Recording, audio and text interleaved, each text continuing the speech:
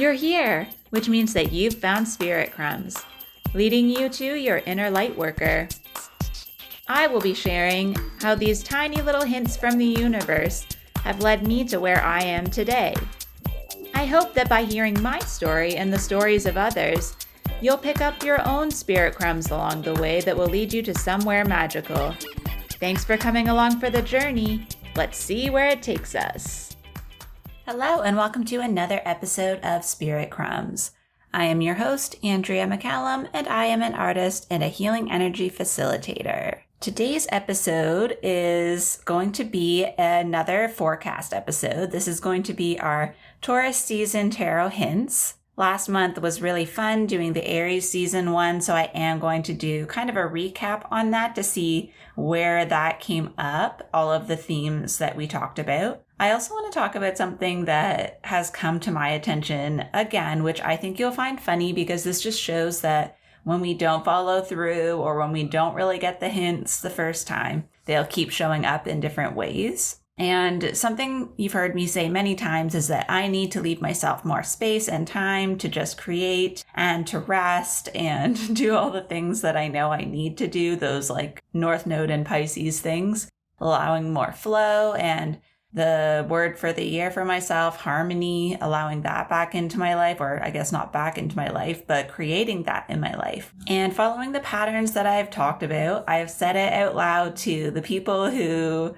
are around me that could keep me accountable to this. And now I'm at the point where I have said it so many times that I'm just sick of hearing myself say it, so I'm implementing it. And I had 3 readings, which all came in, synchronistic ways, where one of them, we had uneven numbers in the collective. So I usually will take that opportunity to pair myself with someone. One was someone who reached out originally wanting to connect as a connection for a collaboration, but we ended up doing a reading exchange. And one of them was a client who I actually did an energy healing session for, and she pulled a card for me and ended up having the same message. And the message has been that exact thing. They were all different types of readings, which was really cool as well. The first one was mediumship, and it was actually my mom's grandmother. And her message for me was that I need big spaces of time in order to fulfill what I am here to do,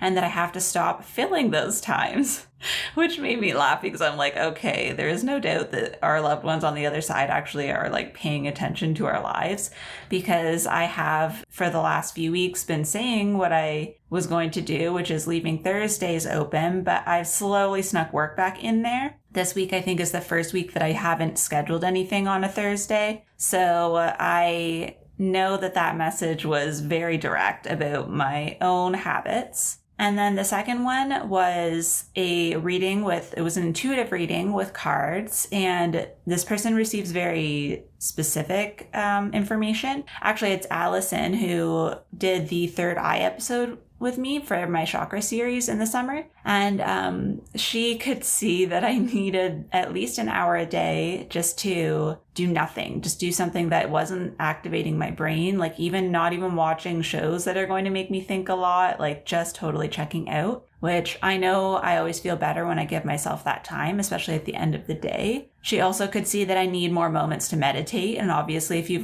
been listening, you know that that's something I've been talking about. And she also did just say that I needed that time for expansiveness and really just giving myself that space to decompress, and that will allow new things to come into my life. And then the third one was a color card and some intuitive advice, and the color was tangerine, and orange is a card that comes up, around creativity. And this person also said the same thing. She said, you know what, even in terms of these creative projects, you need to give yourself at least an hour a day. Even if it's just playing with whatever material you're choosing, you need to give yourself an hour a day to do this. And it's funny because the night before that, I had taken out my watercolors and I knew I didn't want to actually create a painting. But I was like, okay, fine, I'm going to just make myself do this.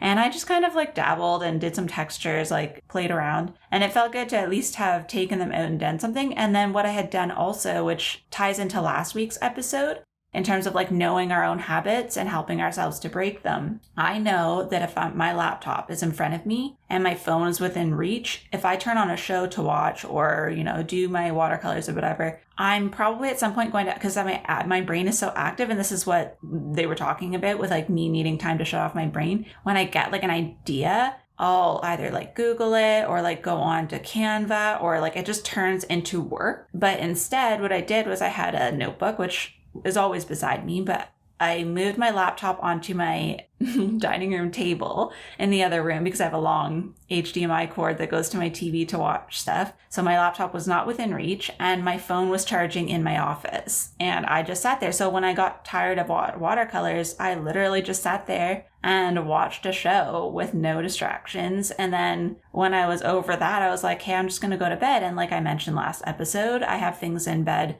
around my bed, that I can do when I go to bed if I'm not quite ready to sleep.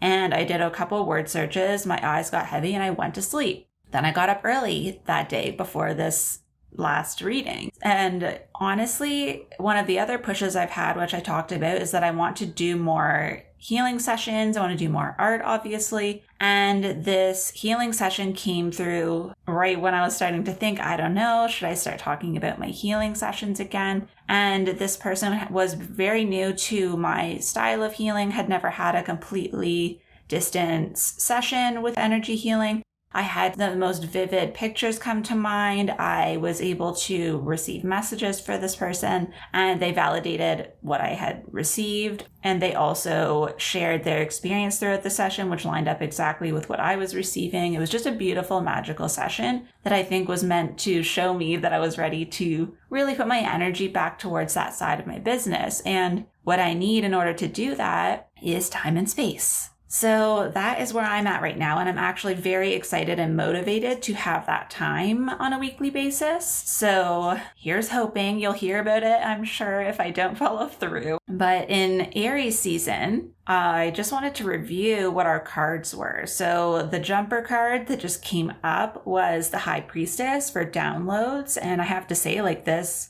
is very true. I downloaded a couple of potential series for doing more energy and art sessions.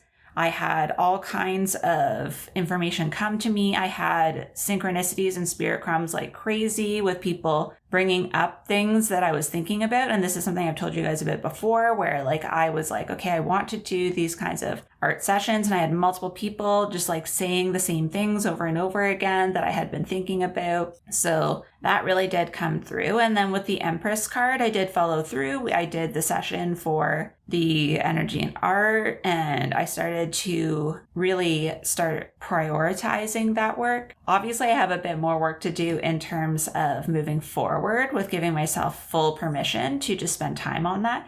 But also the middle card, if you remember, was the Nine of Swords, which is like asking you what is keeping you up, and like, can you refocus on the more positive things, which I think that's the part that I'm kind of almost all the way through, moving through, kind of finding what those last few doubts are. And then the wheel. So like the Wheel of Fortune. And I think that was all of those synchronicities, right? And like the people supporting when I was saying, I need this time. Everyone I've talked to about it has really been supportive. So I feel like the opportunity to do this is because I've had these people booking sessions and things have just been aligning so well. So I would love to hear how that turned out for you and how you're doing on those themes. And I will share now what came up for Taurus season. So the first card that we received was the Five of Swords. And in the Light Seers Tarot that I'm using, the image is of a man kind of holding his head with his eyes closed. There's a crow on his shoulder, and then there are 4 other crows. And behind him, you can see someone at the top of like a mountain, and kind of looks like there's like blood on the mountain, and he's at the top in a victory pose. And the message behind this is like,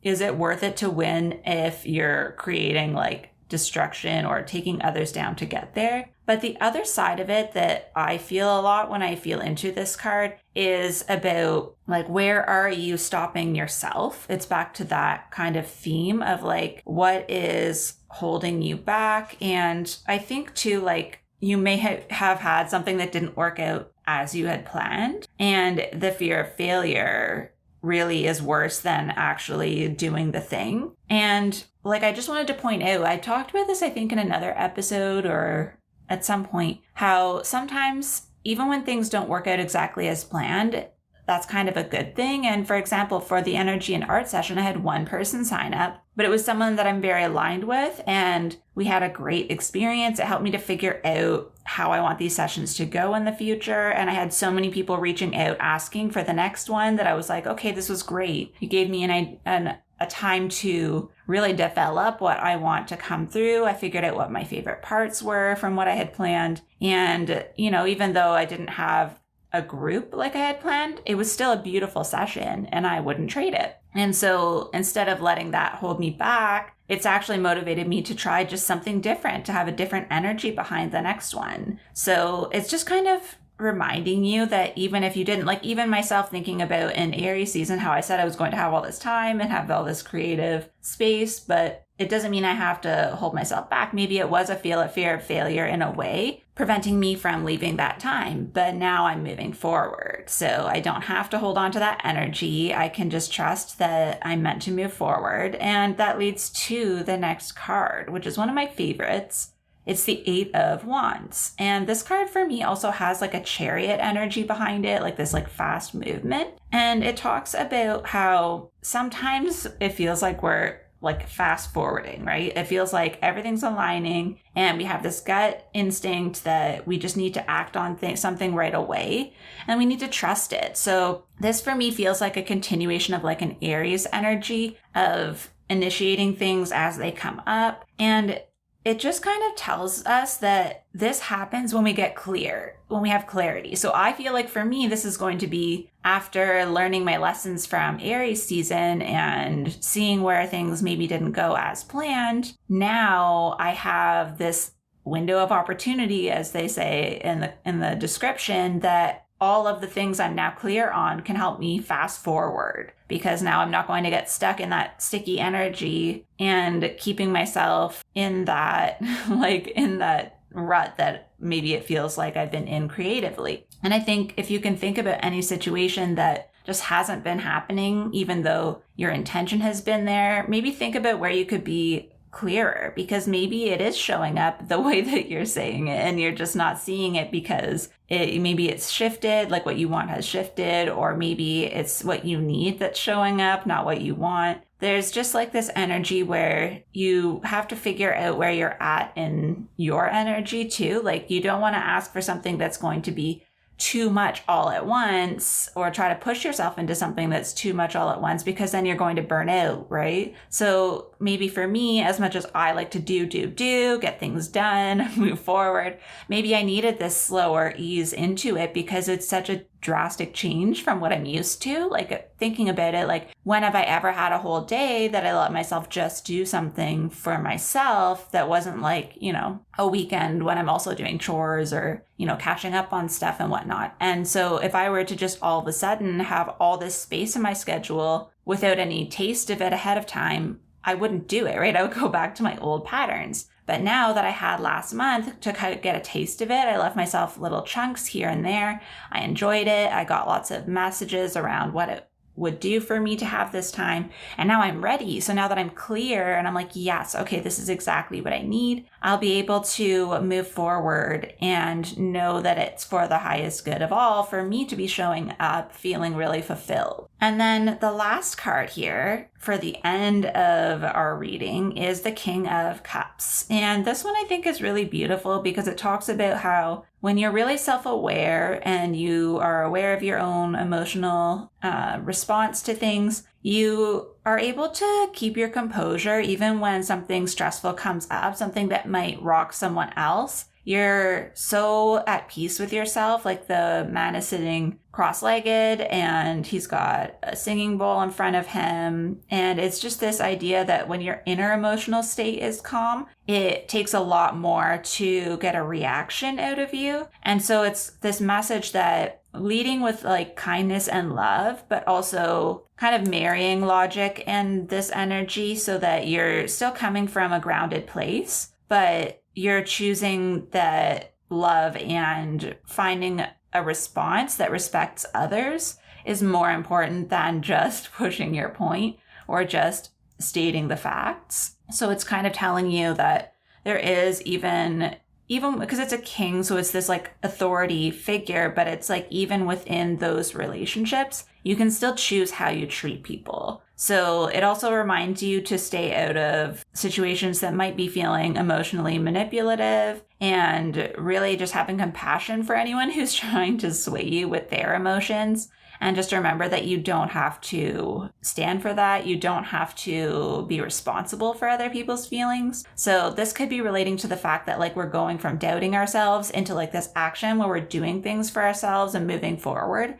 There may be resistance to that, I feel. I think that's the connection between these. So you may have people that try to pull you into your own bad habits again because it's more comfortable for them. But just knowing that you're leading yourself, and by leading yourself, you're leading others to do the same. So if you're able to take that time, like for example, I mean, I have really supportive people around me, but if I was taking this time for myself, setting aside this whole day during the week, which for me feels selfish when I first started feeling into it, it felt selfish because I have the weekend also technically, but now knowing like that on the weekend, I also have other things that I do. So it's actually going to make me show up so much better on the other days that I'm working because I'm going to feel like I already had lots of time to myself. And this idea, like the energy that I'm feeling between these is that we're only able to have this fast moving energy because we're choosing ourselves, because we're taking a chance on leading ourselves.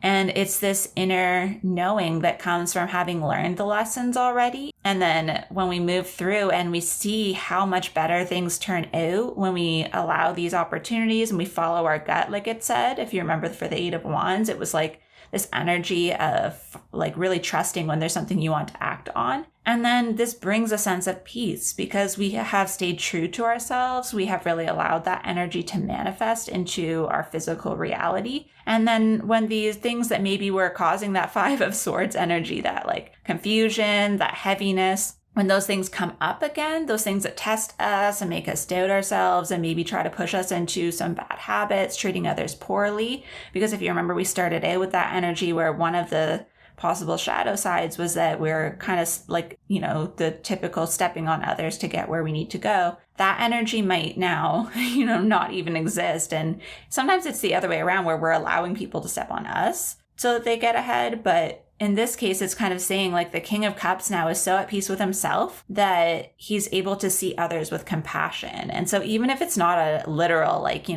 treating others badly to get ahead, but if it's just even doing that to yourself, talking to yourself in the inner dialogue really negatively, maybe now that's going to shift. But I think either way, it's going to really help us when we get to the other side of it, because we might see it as selfish. We might see it as, too much to ask for ourselves, whatever it is that you need. And I do feel like this relates to time. And because 8 is abundance, I think this is like work things, like things that are just for you, where it's your opportunity to find abundance through doing what you love. And then this kind of has this ripple effect where then you feel so good about yourself that even other people that you may not have had the patience for before, or you may have snapped at when they said certain things, you're just going to feel so much more love for them and compassion. And that also will extend to yourself. So when you do have days, because there's still going to be days when you don't accomplish what you set out to do, or you do work on the day you had set aside.